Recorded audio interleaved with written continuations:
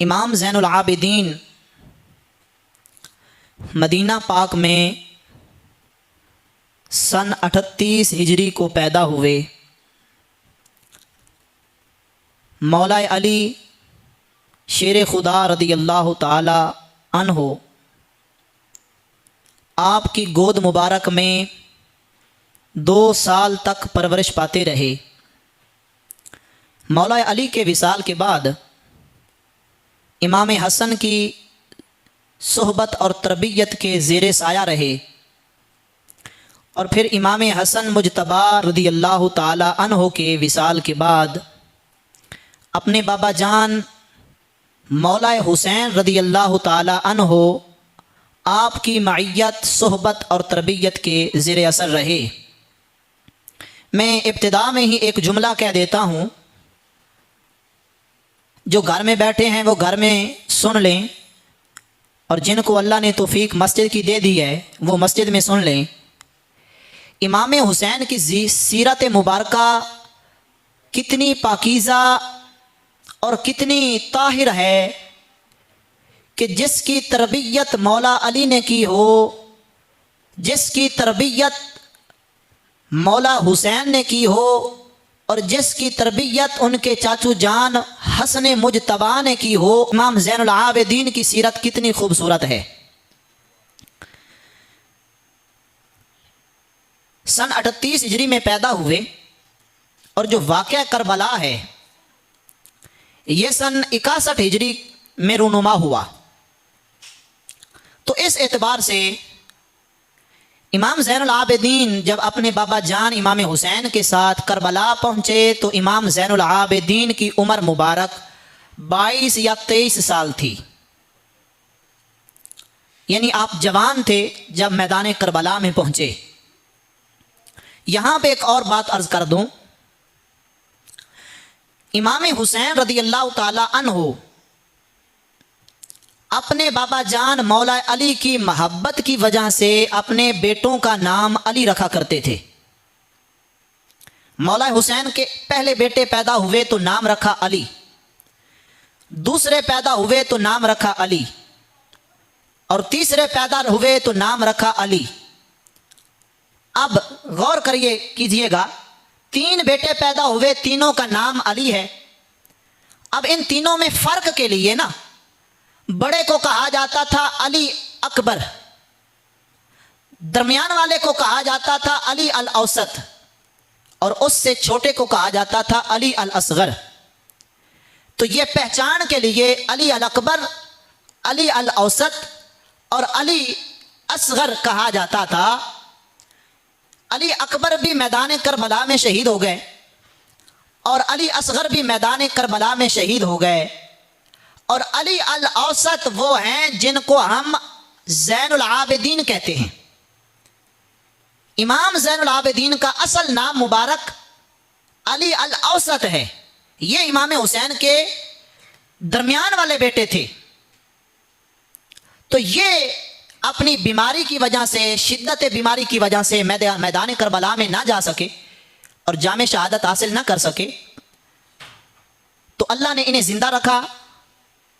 और यहाँ ये अल्लाह की कुदरत है और हजूर की अहले बैत की ये शान है कि सिर्फ इमाम ज़ैनुल आबिदीन करबला से वापस अकेले ज़िंदा बच कर आए, वरना यजीदी फ़ौज ने तो मेरे इमाम की सारी नस्ल अपनी तरफ से अपने जाम में, अपने गुमान में काट दी थी। और अल्लाह ने ये शान अता फरमाई कि आज अल्हम्दुलिल्लाह खित्ता ज़मीन पर जहाँ भी मुसलमानों की सरजमीन है वहाँ कोई ना कोई सैयदज़ादा ज़रूर मौजूद होता है। तो इमाम हुसैन की जो औलाद आगे बढ़ी वो इमाम ज़ैनुल आबिदीन के वास्ते से आगे बढ़ी। इमाम ज़ैनुल आबिदीन के 10 बेटे हुए, 4 बेटियां हुईं। पहला बेटा मोहम्मद, दूसरा अब्दुल्ला, उमर, हसन, हुसैन, हुसैन अल असगर, अब्दुर्रहमान, सलमान और अली और जैद। ये हज़रत इमाम ज़ैनुल आबिदीन के 10 बेटे हैं। 4 बेटियां आपकी, पहली का नाम खतीजा, दूसरी का नाम फातिमा, तीसरी का नाम उलैया और चौथी का नाम उम्मे कलसूम। तो इस एतबार से इमाम ज़ैनुल आबिदीन की जो औलाद की तादाद है वो 14 है, 14। और यहाँ पे मैं अपनी तरफ से एक बात करना चाहता हूँ, ये जो हम कहते हैं ना कि बच्चे 2 ही अच्छे, ये जुमला गैर इखलाकी होता है। और अगर इसको शरीयत की नज़र में देखा जाए तो शरीयत भी इस जुमले को पसंद नहीं करती। हुजूर अपनी उम्मत की कसरत पर खुश होते हैं। बच्चे 2 ही अच्छे वाला जुमला इस्लामी जुमला नहीं है। और माल की तंगी की वजह से ऐसे जुमले बोलना और ऐसा नजरिया रखना, ये तो जमाने जाहिलियत की बातें हैं भाई। हुजूर अपनी उम्मत की कसरत पर कल क़यामत वाले दिन खुश होंगे कि सिर्फ करबला से इमाम ज़ैनुल आबिदीन जिंदा नहीं बचे, इमाम हसन मुजतबा के बेटे भी जिंदा बच कर गए। अल्लाह अकबर। इमाम ज़ैनुल आबिदीन को करबला में कैद कर लिया गया। अहले बैत तहार को कूफा में इब्ने ज़ियाद का जो हाकिम था उसके सामने पेश किया गया। फिर कूफा से इस अहले बैत के घराने को शाम यजीद के हवाले, यजीद के दरबार में कैदी बनाकर पेश किया गया। कुछ दिन अहले बैत तहार को यजीद के दरबार में रखा गया।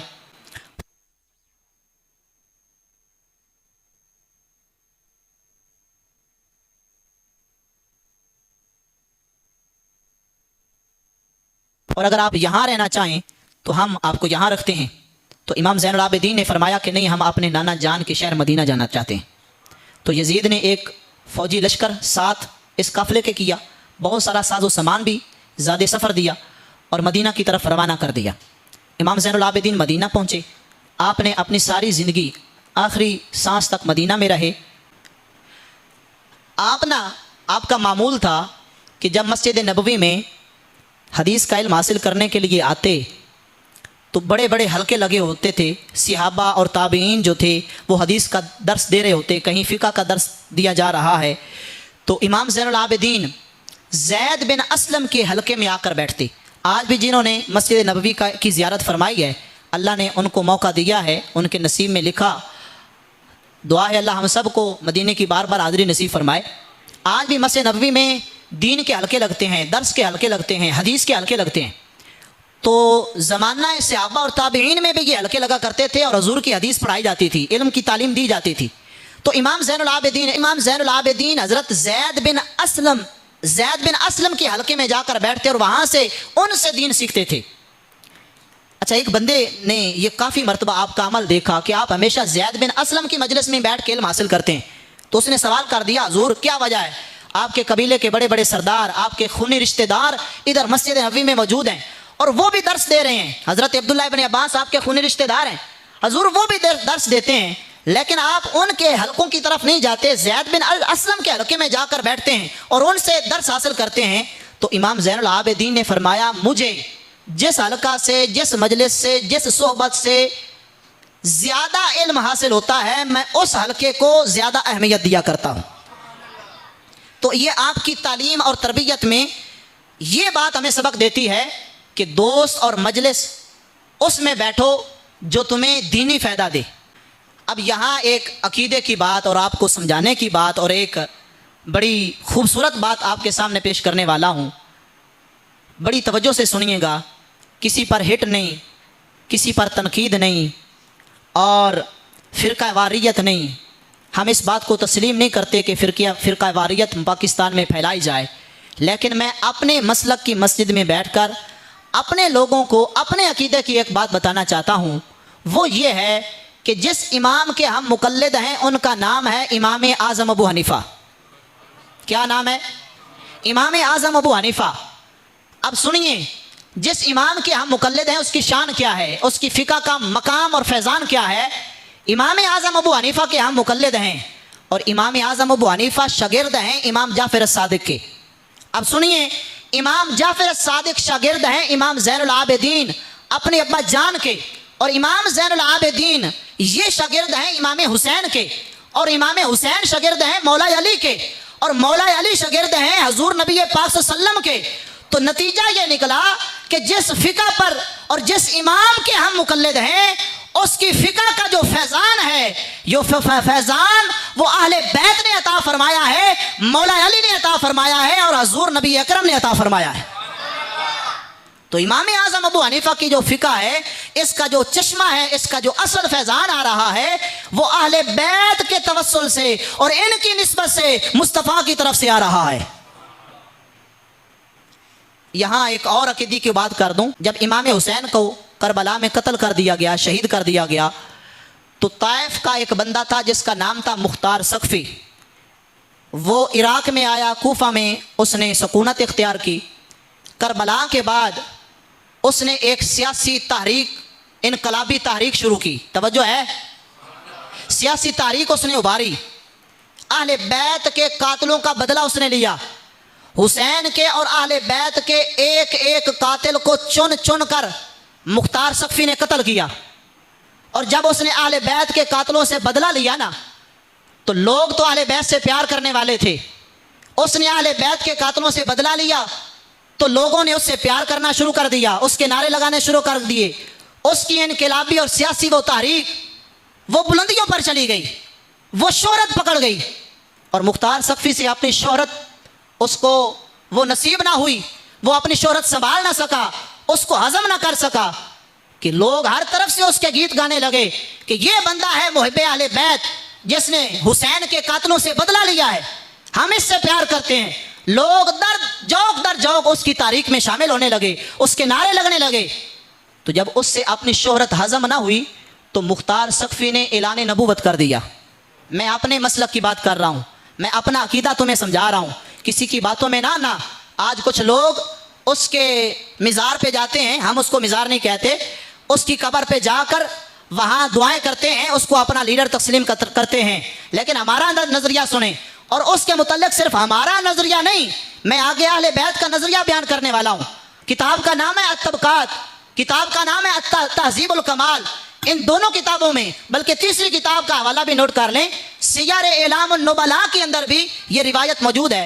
इमाम ज़ैनुल आबिदीन बैतुल्लाह के सामने खड़े हैं। तवज्जो है, कहाँ खड़े हैं? बैतुल्लाह के सामने खड़े हैं। अब सुने, अहले सुन्नत व जमात का मुवक्किफ मुख्तार सकफी के बारे में वो है जो इमाम ज़ैनुल आबिदीन ने हमें अता फरमाया है। बैतुल्लाह के सामने खड़े हैं और इमाम ज़ैनुल आबिदीन ने फरमाया, मैं मुख्तार सकफी पर लानत करता हूँ।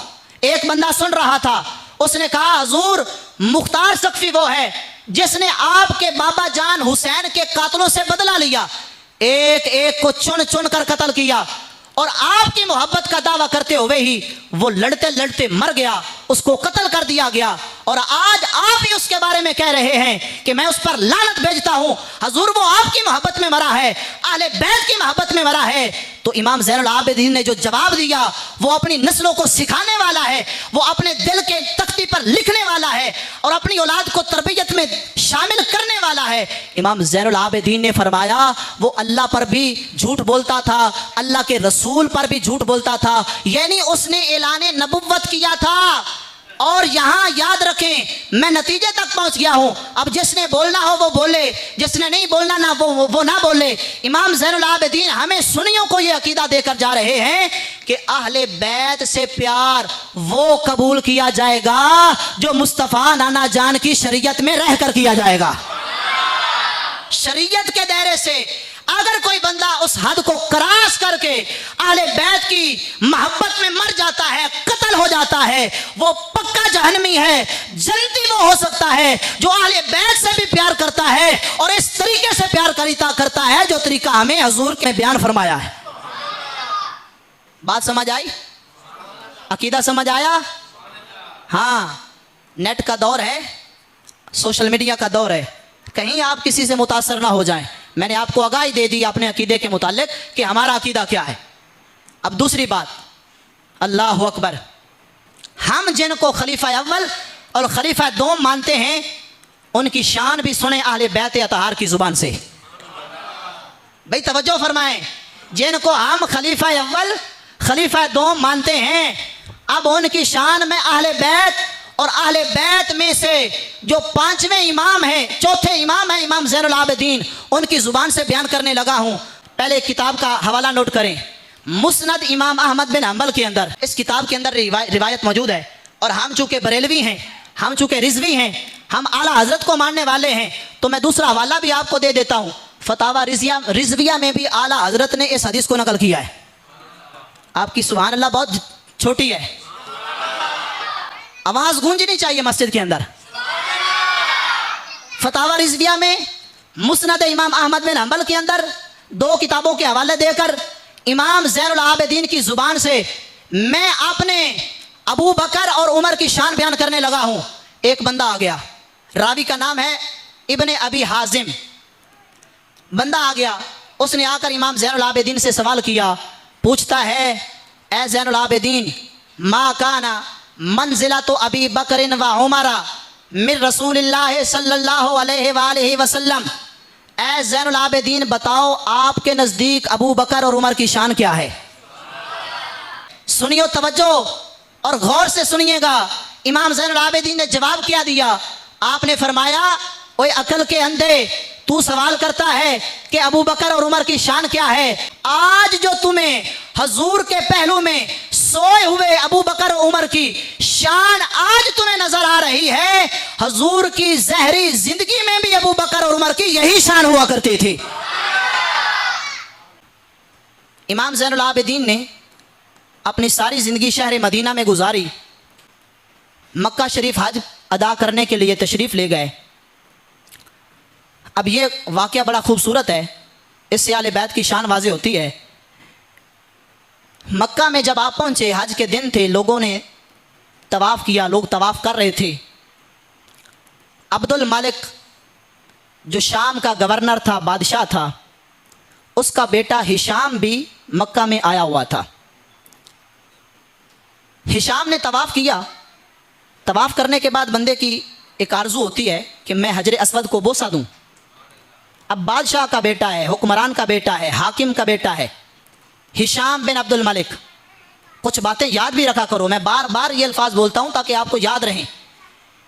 अब उसने तवाफ़ किया तो उसने तवाफ़ के बाद इरादा किया कि मैं हजर अस्वद को बोसा दूं। आगे होता है, लेकिन आगे लोगों का रश है, आगे से लोगों ने उसको जगह नहीं दी, उसको मौका नहीं मिला। रश इतना था, धक्के इतने थे, भीड़ इतनी थी कि वो हजर अस्वद तक ना पहुंच सका। वापस पलट गया। मताफ में ही ना बैतुल्लाह के सामने उसके लिए कुर्सी लगा दी गई। वो कुर्सी पे बैठ गया, उसके चेले उसके साथ खड़े हो गए, बैठ गए, और वो तवाफ का नज़ारा करने लगा। अब अचानक क्या होता है कि इमाम ज़ैनुल आबिदीन तशरीफ़ ले आते हैं। जब आप हजर अस्वद की तरफ बढ़ते हैं ना बोसा देने के लिए, लोगों को कहना नहीं पड़ता कि रास्ता बना दो, इमाम ज़ैनुल आबिदीन आ रहे हैं। लोग खुद देख कर ही इमाम के लिए रास्ता बनाते जा रहे हैं। हजर अस्वद तक पहुंचे, बोसा लिया, वापस पलट आए। अब हिशाम देख रहा था, उसके पास एक बंदा खड़ा था, उसने सवाल कर लिया हिशाम से ही कि ऐ हिशाम, ये बंदा कौन है, ये जवान कौन है? आपके लिए तो लोगों ने रास्ता नहीं बनाया, लेकिन ये जब आया लोगों को कहना नहीं पड़ा कि रास्ता बनाओ, लोगों ने देखते ही रास्ता बना दिया, रास्ता खाली कर दिया, और ये इतनी आसानी से हजर अस्वद का बोसा लेकर वापस पलट आया है। ये कौन है, ये कौन है? तो आगे से हिशाम कहता है, मैं नहीं जानता, मन हाजा, मुझे नहीं पता कि ये कौन है। हालांकि वो जानता था कि ये आले बैत के अफराद का, आले बैत के घराने का फर्द है, वो जानता था, लेकिन इसमें तो उसकी तौहीन थी, उसकी इज्जत की तौहीन थी। कहने लगा, मन हाजा, मैं नहीं जानता कि वो कौन है। तो उसके पास ही एक शायर जिसका नाम था फर्जदक, तो फर्जदक ने कहा कि ऐ हिशाम, तू कहता है कि मैं इस शहजादे को नहीं जानता, आ मैं तुम्हें बताऊं कि ये शहजादा कौन है। उसने कहा, एक एक शेर पे सुभान अल्लाह बोलने वाली है। इतने आला शेर उसने लिखे और फिल बदी लिखे। पहले अल्फाज सुने, हाज़ल्लज़ी तारिफुल बतहाओ वतअतुहु वल बैतु यारिफुहु वल हिल्लु वल हरमु। हर एक बंदे की तवज्जो चाहता हूँ। फर्जदक ने कहा, हिशाम तू कहता है कि मैं नहीं जानता, ये वो शहजादा है जिसके कदम को मक्के की सरजमीन भी जानती है और ये बैतुल्लाह भी इसको जानता है। अब इस शेर के बाद जो मैं शेर पढ़ने वाला हूं ना, वो इससे भी कमाल का शेर है, उसमें भी आपने सुभान अल्लाह बोलनी है। फर्जदक कहता है, यकादो युमसिकुहु इरफाना राहती रुकनुल हतीम इदा मा जा यस्तलिमु। फरजदक ने कहा, ए हिशाम तू कहता है कि मैं इस जवान को नहीं जानता, मैं तुम्हें बताऊं कि ये जवान कौन है। इसकी शान ये है कि जब ये हजरे असवद के करीब जाए उसको बोसा देने के लिए, तो मुमकिन है कि हजरे असवद का कोना इस शहजादे का हाथ पकड़ ले। इसे मक्के की सरजमीन भी जानती है, इसे ये खाना काबा बैतुल्ला भी जानता है। और इसकी शान ये है कि ये अगर हजरे असवद के करीब जाए तो हजरे असवद अपने कोने से इसका हाथ थाम ले। इससे जो अगला शेर है वो इससे भी कमाल का शेर है। फरजदक ने कहा, हा ज़ब्नो फातिमा ता इन कुंता जाहिलहु बेजद्दे अंबियाउल्लाह कद खुतिमु। फरजदक ने कहा, मैं तुम्हें बताता हूं कि ये शहजादा कौन है। ये फातिमा का खून है और इसके नाना पर अल्लाह ने नबुव्वत को खत्म कर दिया है। अब इससे अगला शेर, उस पे भी हर एक बंदे की तवज्जो चाहता हूं। फरजदक ने कहा, मैं तुम्हें बताऊं कि ये शहजादा कौन है। इसे मक्के की सरजमीन भी जानती है, इसे बैतुल्ला भी जानता है, इसे हजरे असवद भी जानता है। ये फातिमा का खून है, इसके नाने पर अल्लाह ने नबुव्वत खत्म कर दी। पता नहीं खुदा की कसम कौन बंदा यहां बोलेगा, कौन घर जाकर बोलेगा, किसको समझ आएगी, किसको समझ नहीं आएगी। फरजदक ने अगला शेर कहा, फरजदक ने कहा, फलैसा कौलो का मन हाजा बेदायरे ही अल अरबो तारिफो मन अन करता वल आजमो। फरजदक ने कहा, अगर कोई कुत्ता कैनात का आसमान की तरफ मुंह करके सूरज को भौंकता है, चांद को भौंकता है, सूरज और चांद की रोशनाई में फर्क नहीं आता। अगर कोई इंसान कुत्ता नुमा बनकर वो चांद की तरफ भौंके, चांद की तरफ थूक फेंकता है तो उसका थूक अपने मुंह पर आता है। फरजदक ने कहा, तू कहता है कि मैं इसे नहीं जानता, मैं तुम्हें बताऊं कि ये कौन है। इसको अरब वाले भी जानते हैं, इसको अजम वाले भी जानते हैं। अब इससे अगली बात मैं करूं, तवज्जो है।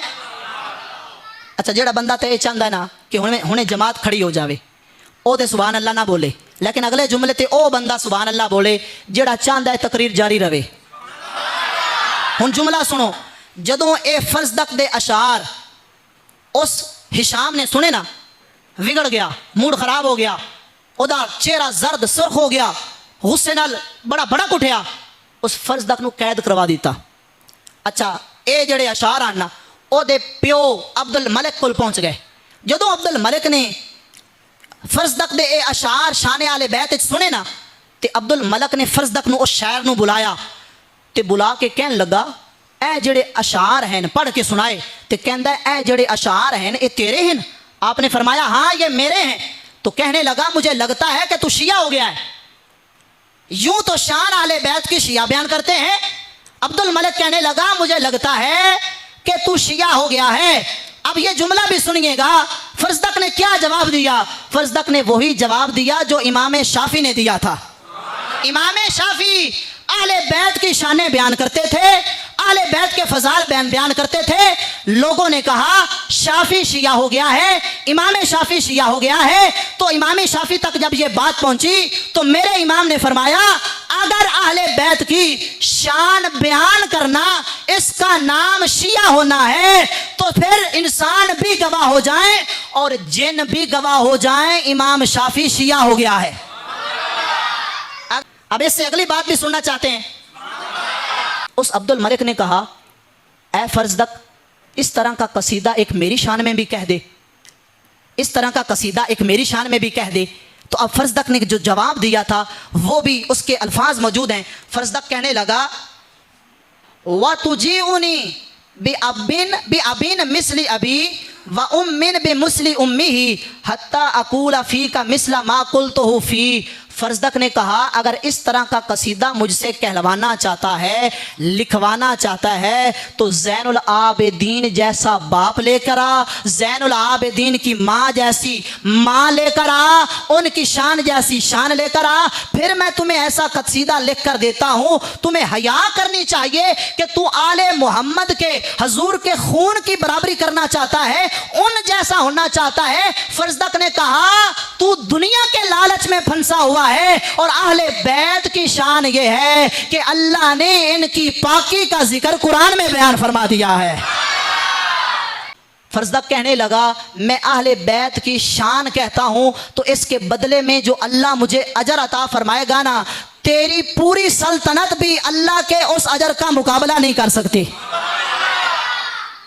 कि इमाम ज़ैनुल आबिदीन मदीने दे 100 घरां दे अंदर रात दी तारीखी दे अंदर राशन पानी उन्हां दे घर उन्हां दे दरवाजे ते छोड़ के आंदे आ। अज कोई सैल किसी को मंगन चला जाए ना, असी 3 बारी मूँह बनाते हैं, असी उन्होंने हकीर जानते हैं, 4 गल्लां भी सुनते हैं, पर मेरे इमाम का तरीका सुनिया है। इमाम ज़ैनुल आबिदीन की बारगाह के अंदर कोई सैल आवे ना, आप उन्होंने अपने सीने नाल ला के उसका बोसा लेंदे आ। कोई है जो जी सीरत किसी की, असी ओदे फकीर दे हाथ नाल ना हाथ लावना पसंद नहीं करते, लेकिन मेरे इमाम दे बारगाह ते आप दी दरवाजे विच कोई सैल आ जाए तो इमाम उसनू सीने नाल ला के उसका बोसा लेंदे आ। वजह की बयान फरमाइंदे आ, इमाम फरमाइंदे आ ये मेरी आखरत का खजाना मेरे को लैके जा रहा है। इमाम ज़ैनुल आबिदीन नू लौंडी वुजू करवा रही है बर्तन दे नाल, इमाम वुजू फरमा रहे हैं, तो अचानक उस लौंडी दे हाथ विचों बर्तन गिर गया, तो मेरे इमाम दे चेहरे ते लगा, तो इमाम ज़ैनुल आबिदीन दा चेहरा मुबारक जख्मी हो गया। जब इमाम का चेहरा जख्मी हुआ तो मेरे इमाम ने गुस्से से उस लौंडी की तरफ देखा। जब गुस्से से देखा तो लौंडी आगे से बड़ी पढ़ी लिखी थी, क्योंकि खादमा तो हजूर की अहले बैत के घर की थी। लौंडी ने जब हजूर इमाम ज़ैनुल आबिदीन का गुस्सा देखा तो लौंडी ने आगे कुरान की आयत पढ़ी, वल काज़िमीनल गैज़ा, कि जो अल्लाह के नेक और कराबतदार बंदे होते हैं वो गुस्से को पी जाते हैं। जब लौंडी ने ये आयत तिलावत फरमाई तो इमाम ज़ैनुल आबिदीन ने फरमाया कि मैंने अपना गुस्सा पी लिया है। लौंडी ने अगले अल्फाज फरमाए, वल आफीना अनिन नास, जो अल्लाह वाले होते हैं वो लोगों को माफ़ कर देते हैं। इमाम ज़ैनुल आबिदीन ने फरमाया जा मैंने तुम्हें माफ़ कर दिया। उसने अगली आयत तिलावत की, कहने लगी वल्लाहु युहिब्बुल मुहसिनीन, अल्लाह की कसम अल्लाह एहसान करने वालों को पसंद करता है। मेरे इमाम ने जब ये आयत सुनी तो फरमाया जा मैंने तेरे ऊपर एहसान ये किया कि आज के बाद तू मेरी गुलामी से निकल गई, तू मेरी लौंडी होने से निकल गई, मैंने तुम्हें अल्लाह के रास्ते पर आज़ाद फरमा दिया है। तो यहाँ गौर करें, अल्लाह ने अहले बैत की लौंडी को, अहले बैत की खादमा को इतना इल्म अता फरमाया था, तो अल्लाह ने ज़ैनुल आबिदीन को कितना इल्म अता फरमाया होगा।